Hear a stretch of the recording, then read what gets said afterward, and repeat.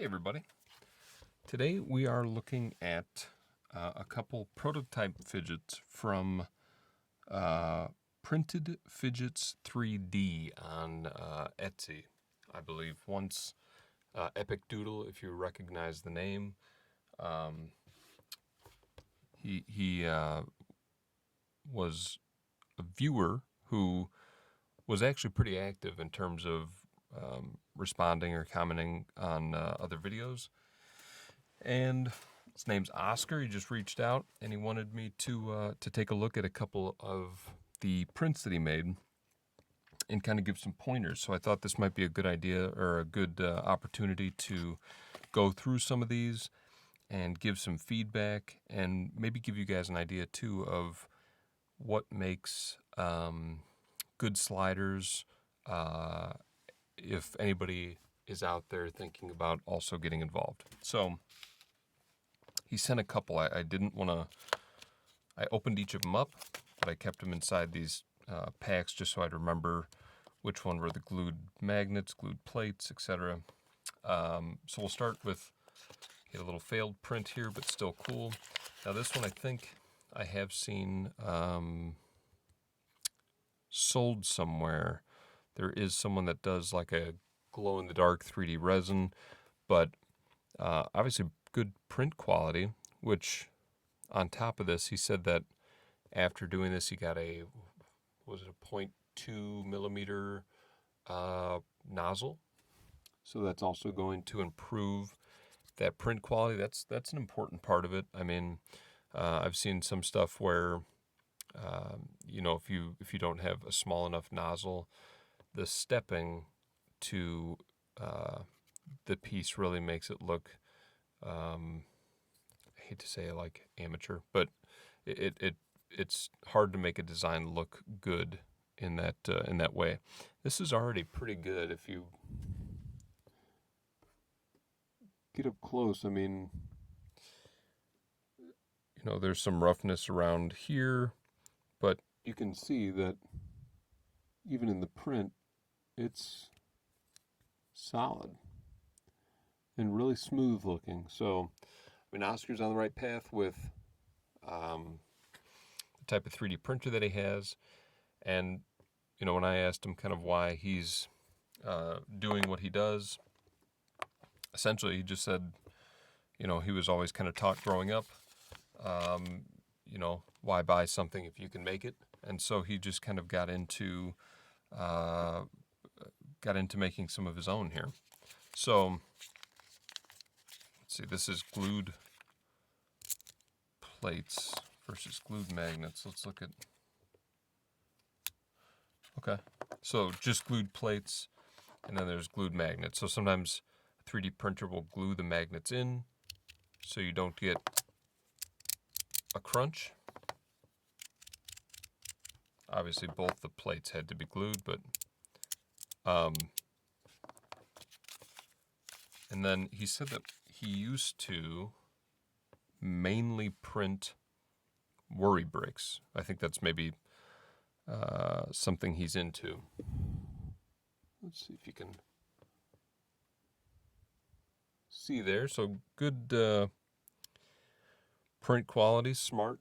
You know, you have to have that start and finish line, and that's one thing that Jason at Fidget Boy taught me when I inquired, is that you can randomize where that line starts for each of the layers, and it's best to do it all in one spot, so you get one line in one spot versus a bunch of dots all throughout the, like randomized dots, starting stopping points throughout the body. So it looks a lot cleaner when you do that. So that is a good sign. Smart 3D printing move. All right. Can't say worry bricks are my thing, or at least, I don't know, I guess for 3D printing maybe it's a little harder just because it's not always the softest texture. Generally when I think of like a worry stone or something like that, more like a resin or something of that sort, or glass or a polished metal or something that really is smooth and soothing. But like I said, I've never been into worry bricks, so I don't want to say one way or the other. I mean, this might be good because people might run their fingernail along those lines. Is green the cheapest color in the filament world, I wonder? A lot of people do the prototypes in green. I'm curious about that.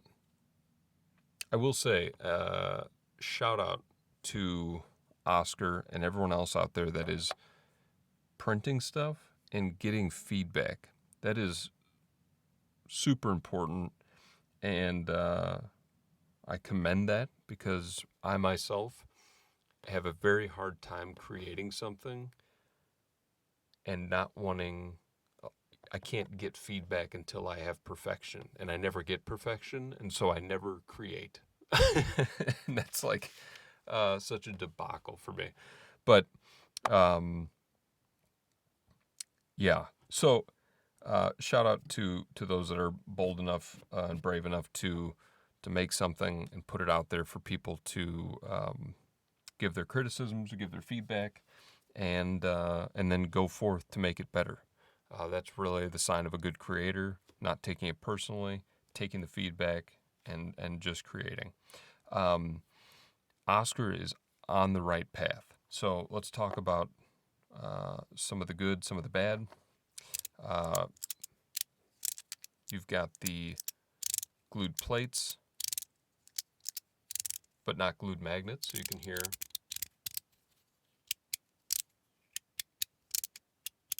a very subtle crunch. I like this design. I think what he talked about was potentially doing like a stamped leather, or maybe just leather, I don't know, insert, which would be unique, something I haven't seen before. This size is awesome to me. I love a kind of a mini slider. If you've watched any of my other videos, you know that not many pieces have survived my collection because I sell so often to continue to get more so I can continue to show more on the channel. But this was one of the first pieces that was shared with me by Sean Dumas and Mel over at EDC Fidget. And they were nice enough to pass this one along. And I dismissed it so hard at first. Just really was not impressed. This is haptic EDC, right? So you can see kind of some similarities. This looks like probably a wider nozzle. When he started out, he's got really clean, good-looking stuff now at haptic EDC. But I was super dismissive of this little slider, and it's the only thing that has survived. The only thing that's still in my collection from the original days, which were, 2.5 years ago? Not even that long ago. But it seems like a million years in the fidget world. So I'm glad that I have this, though, because it gives me some good ideas for feedback for Oskar here. So if you notice,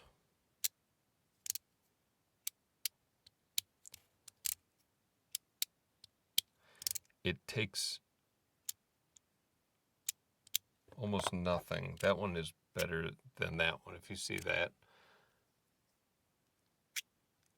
how it jumps down all by itself. And Oskar, he figured this one out before I even made the video here. He had already messaged me to say, you know what? I just realized I use the same strength magnets in all 6 spots, or 8 spots, because it's a 3-click. So you've got 1, 2, 3, 4, 5, 6, 7, 8 magnets, and they're all the same strength. Now, when you have a body that is this small, this compact, you either need to shrink the diameter of the magnets so that they don't catch each other. So when I push down and it catches that next level, you get a snap and a stop versus a bump and then whoosh, it going all the way down, right? So I can feel it connecting with the magnets, but it wants to pull all the way down and connect the entire body, right? Where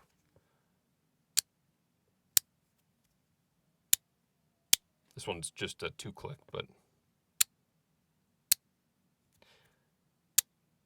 and this one's even smaller. So it's not impossible. But I'm guessing that the magnets that are in this are thinner, so they're not as strong, and maybe a little stronger in the corner, and then a little lighter in the middle, so that it stops there, but it doesn't jump all the way down. So, and I did reach out to Jason because I'm not the expert either in this. This is all what I've just kind of picked up over time. So I don't consider myself to be the foremost expert. I've never made these myself. But number one, the body size is awesome. I love the body size. I think this pattern on the front is good. It gives plenty of grip. I think going towards a leather insert or going towards one color on that overlay and then a different colored body would be cool. I think in terms of magnet strength, you're closer on the unglued magnets, but it's still, whoops, it still does want to catch or jump up. Yeah, so, yep, there, that flies all the way down. So, definitely change the magnet strength for the corners versus what's in the middle. Might even mess around with the diameter of the magnets, like I said. It's going to take printing a lot of these. My guess is like Jason and even like Fidget Syndicate. He's not 3D printer, but I'm sure he's machining many bodies and trying out many different magnet combinations before he decided on that first ice cream sandwich that he had. So definitely mess with that. Maybe find a way to make these screw-in plates so that you can try multiple different variations without having to print multiple bodies. And also the slide plates. I would recommend, and let's see, I do have the sticks. This was also something Jason and many of the other 3D printers started to kind of realize is that, there's Haptic EDC. If you look at their stuff, he has always printed one smooth plate, but then that other smooth plate he always sends with tape, where you can buy that tape like plate for beans sells. It looks like this. It's very thin. Okay. And so even if you print smooth plates for both sides, one side where it would be, this square right here is covered in tape so that you always have a smooth slide. But at some point, these are going to start to kind of bind up and what's the word I'm looking for? They kind of gum up or something. But the best thing is to either create some sort of pattern unique to your fidget, whether it's maybe just incorporating this pattern onto this plate, so the less surface, the less friction. You're going to get a better slide, right? So that's kind of fun. I always like kind of testing out fidgets on their backside like that if they can afford it. The carbon fiber ox I have does that really well. Let me see. I have it with me.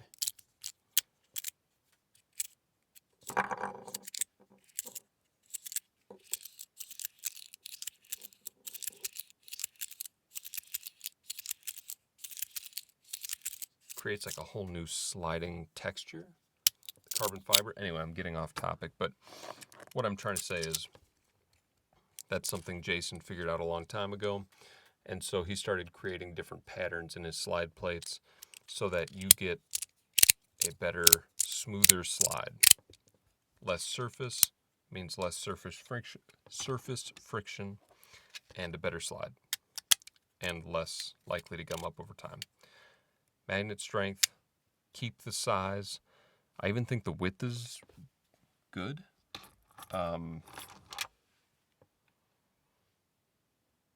There it is up against a crystal tie ox that somebody sent me to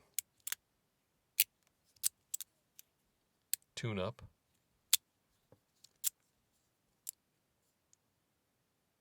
That brings me to another point. I did want to bring this into this because one of the things I think that's important to remember is filament does not weigh a lot.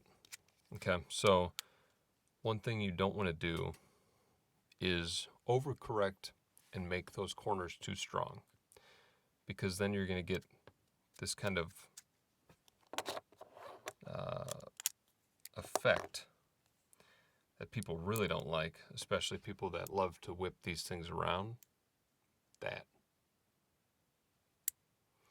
if you go to make the turn to ladder and it sticks and you got to shake that puppy down, that means the corner magnets are way too strong.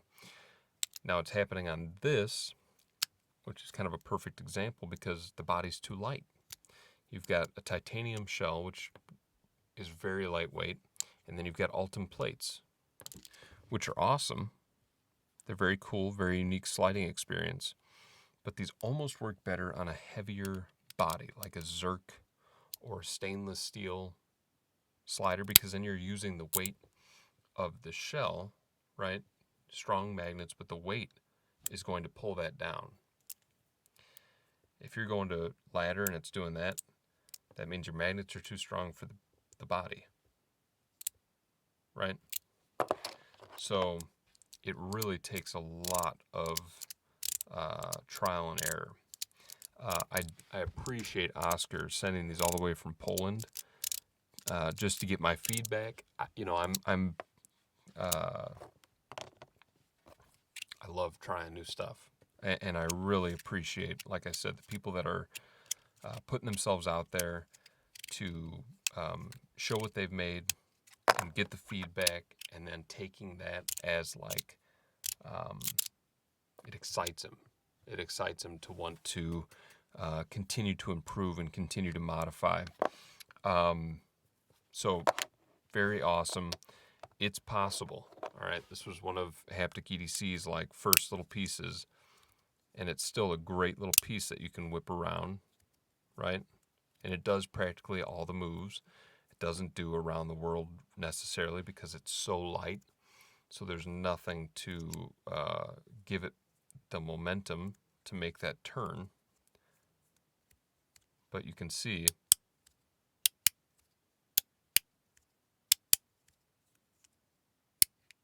it's a nice little snappy guy. It matches up. There's about 2 millimeters on either side, and then you can see that he's maybe about 3/4 of the width. But this feels like a good, if you're into worry bricks, Oskar, this is like a little solid brick, and I love it. I think it's a good shape. I think it's a good size, And not a lot of the 3D printers out there are doing this size. They're usually pretty standard size. Got the Boo Boo Boy. Was that discolored? I'll wash that off or something.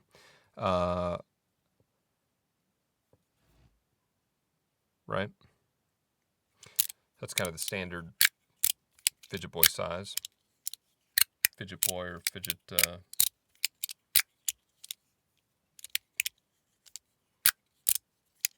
3D Fidget slider size.